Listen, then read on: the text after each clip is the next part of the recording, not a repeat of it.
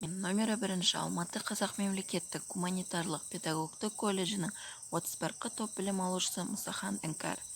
Сауықтыру лагеріндегі жазғы практика. Практика жетекшісі Бекмедетова Фарида Қаттанбаевна.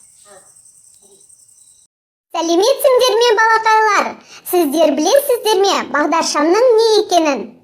Ол не үшін жолдың жиегінде түрлі түсті болып жанатынын? Олай болса, мұқият тыңдаймыз. Бағдаршамның 3 түсі болады. Қызыл, сары, жасыл.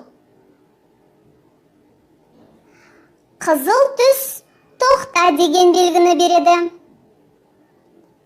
Сары түс дайындал деген белгіні береді. Ал жасыл түс жүре бер деген белгіні береді.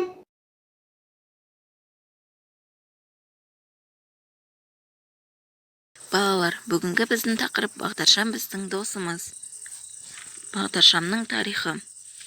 Алғашқы бағдаршам теміржол бойында пайда болды. Оны ойлап тапқан адамның есімі тарихта сақталмаған. Ал оны көше қозғалысына ыңғайлап қайта жасаған ағылшынның инженер-механигі Найт болатын. Ол 1860 жылы Лондондағы парламент үйінің алдына бағдаршам орнатты. Алдымен түрлі түсті сигналдар қайыс берілісті көмегі арқылы өзгертіліп отырды. Сосын аппарат ортасына газды шам орнатылды. Өкінішке орай, бірде газ жарылып, кезекте тұрған полицей қаза болады. Содан бағдаршам жарты ғасыр бойы ұмыт болады. Бағдаршам тек 1914 жылы Американың Квилленд қаласында, сосын Нью-Йорк, тағы басқа қалаларында қайта пайда болды. Бұл жолы олар электрлі болды. Тек 2 түсті ғана, қызыл және жасыл. 1918 жылдан бастап қана 3 түс қолдана басталды. Кеңес одағы бойынша алғаш рет бағдаршам Мәскеу қаласында 1924 жылы Кузнец көпірі мен Петровка көшелерінің қиылысынан орын алды. Бағдаршамдағы түстер бекер таңдап алынбаған. Қызыл түс қауіп ұғымын білдіреді. Сосын бұл түс күндіз де, түнде де, тұман мен жауынды күнде жақсы көрінеді. Жасыл түс қызыл түстен айқын ажыратылады. Сары сигнал негізгі қызыл мен жасыл түстердің арасындағы айырым белгісі. Жол белгілері. Тұрамын көшенің қиылысын тұрақтап, қашпаймын мүдіріп ешқандай сұрақтан. Белгісі жолдардың 4 топтан тұрады, жарқырап көрінер түнде де жырақтан. Ескерту белгілері. Қып-қызыл үшбұрыш ескерту белгісі мен болам. Қауіптен сақ бол деп сәт-сапар жолдаған. Амансау жүреді жаяу да көлік те мен берген белгіні сақтаған қолдаған. Тыйым салу белгілері. Қызылмен боялған шеңберім аумақты. Тыйымшыл белгімін қаталмын салмақты. Мен тұрған жерлерде хақың жоқ жүруге, қауіп бар бағдарла көз салып жан-жақты. Міндеттеу белгісі. Белгімін көрсетер жылдамдық бағытты, міндетті бұрылыс әйтпесе қауіпті. Барлығын айшықтап тұрамын жолыңда, абай бол тартуымды міндетті орында. Нұсқау белгісі. Баратын жеріңнің бағытын тұрағын, үн-түнсіз жол сілтеп жол нұсқап тұрамын. Күндізде түнде де от болып жанады, көк түске боялған 4 бұрыш шырағым. Ал енді балалар, сендермен белгіні танып айт деген ойынды ойнайық. Мен қазір сендерге белгілердің суретін көрсетемін, сендер соларды атаңдар. Ал балалар, бірінші қандай белгі? Дұрыс айтасыңдар, бұл балалар деген белгі. Ал бұл қандай белгі? Иә, балалар, ең жоғары жылдамдықты шектеу белгісі. Ал бұл? Дұрыс айтасыңдар, шлагбаумы бар темір жол өтпесі.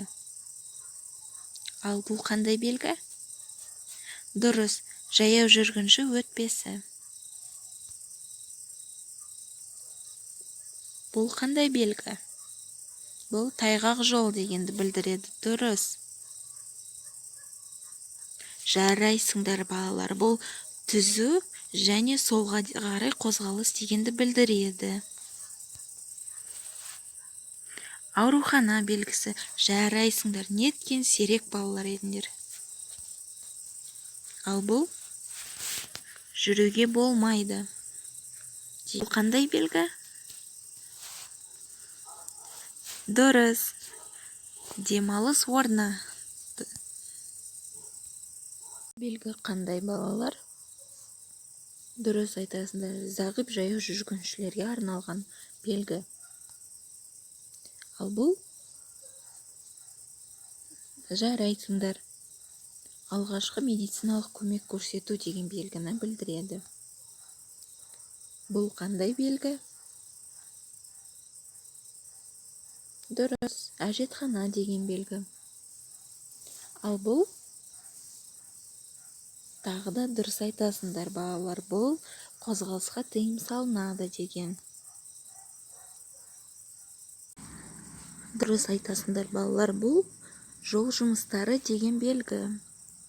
Келесі. Иә балалар, бұл мал айдау белгісі. Ал бұл қандай белгі? Иә балалар, айналысты қозғалыспен кесіп өту деген белгі екен. Ал бұл дәмхана деген белгі. Жарайсыңдар балалар, неткен ақылды едіңдер. Енді бейнебаян көрейік. Біз бүгін жолда жүру тәртібін, жаяу жүргіншілердің қозғалысын реттейтін жол белгілерімен танысамыз. Және жол белгілерінің мәтінін түсініп, жолдан дұрыс өтуді үйренеміз. Кез келген жаяу жүргіншіге өткелі жоқ көшеден өтуге болмайды. Жолда жүру тәртібін сақтау қажет. Жол тәртібін сақтамау өте қауіпті. Жолда жүру тәртібін сақтауда жол белгілерін білу қажет.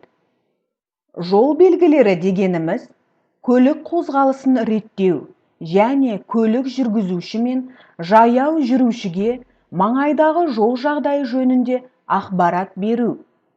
Яғни, көше мен жол бойына қойылатын арнайы белгілер. Жол белгілері 7 топқа бөлінеді. Бірінші топ бұл ескерту белгілері. Ескерту белгілері жолдың қауіпті бөлігінің жақындағанын хабарлайды. Ол айналасы қызыл жолақпен көмкерілген ақ түсті тең қабырғалы үшбұрыш түрінде жасалып, ортасына қауіп түрін айқындайтын шартты белгілер салынады. Екінші топ бұл басымдылық белгілері. Басымдылық белгілері көше қиылыстарын, жолдың жіңішкерген бөлігін, кесіп өту кезектілігін белгілейді. Олар пішіндері мен түстері әртүрлі жол белгілерінен тұрады. Үшінші топ тыйым салу белгілері. Тыйым салу белгілері жолдағы көлік қозғалысына белгілі бір шектеулер енгізеді, немесе бұрын қойылған шектеулердің күшін жояды. Олардың пішіні дөңгелек болады, шеті қызыл жолақпен көмкеріліп, ақ түсті ортасында тыйым салатын шартты белгілер көрсетіледі. Төртінші топ бұл міндеттеу белгілері. Міндеттеу белгілері бір бағытта немесе көліктің белгілі бір түріне ғана жүруге рұқсат етілетіндігін көрсетеді. Солға бұрылуға рұқсат ететін белгілер кері бұрылуға да рұқсат береді. Жиегі ақ жолақпен көмкерілген көк түсті, пішіні дөңгелек не тік төртбұрыш болып келетін белгілерден тұрады. Бесінші топ ақпараттық көрсеткіш белгілері. Ақпараттық көрсеткіш белгілер қозғалыстың белгілі бір режимдерін енгізеді, немесе күшін жояды. Сондай-ақ елді мекендер мен басқа да нысандардың орналасуы туралы хабарлайды. Олардың өлшемдері, пішіндері мен түстері әртүрлі болып келеді. Алтыншы топ бұл қызмет көрсету белгілері. Қызмет көрсету белгілері жол бойында және жолдан әртүрлі қашықтықта орналасқан қызмет көрсету нысандары туралы ақпарат береді. Пішіндері тік төртбұрыш болып жасалып, жиектері қалың көк жолақпен көмкеріледі. Ақ түсті ортасында нысандар туралы шартты белгілер көрсетіледі. Ал 7-ші топ қосымша тақтайшалар. Қосымша ақпараттық белгілер бірге қолданылатын жол белгілеріне қосымша ақпарат беруге арналған.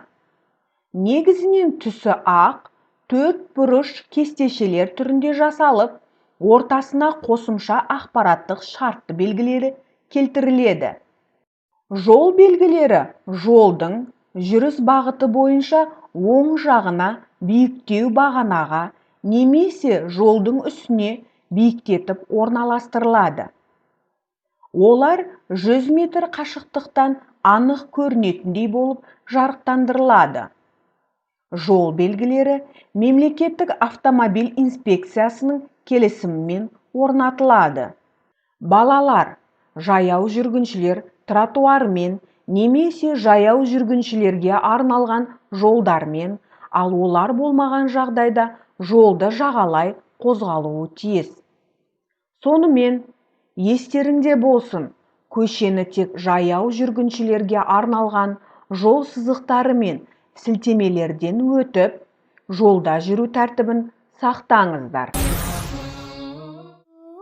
Жөнін білсек, кішілер сүйсінеді ісінел, трассаны кесудің қаупін олар түсінер, өздері жолдан өтпейді, болмаса үлкен кісілер.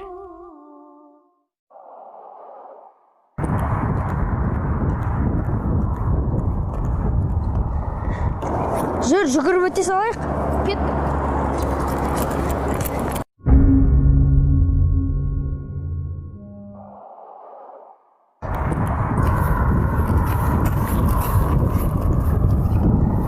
Жүр, жүгіріп өте салайық. Жоқ, көлік қақып кетсе қайтеміз. Қайдағы көлік, сен жақын жерден көлік көріп тұрсың ба не? Бұл трасса ғой. Бұл жерде көліктер үлкен жылдамдықпен жүреді. Көшенің ана басындағы көліктер қасымызға тез-ақ жетіп келеді. Шын ба не?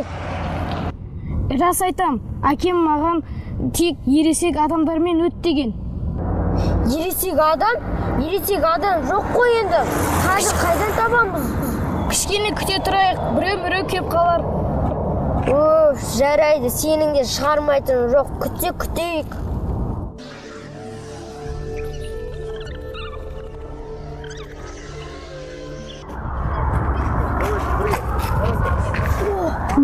Кет.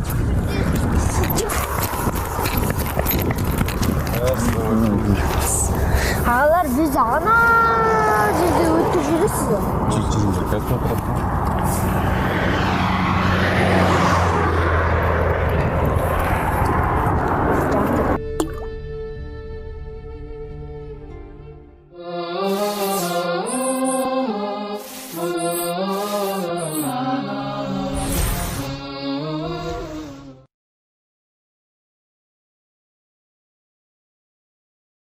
Балалар, бүгінгі тақырыптан сендер бәрін түсіндіңдер деп ойлаймын.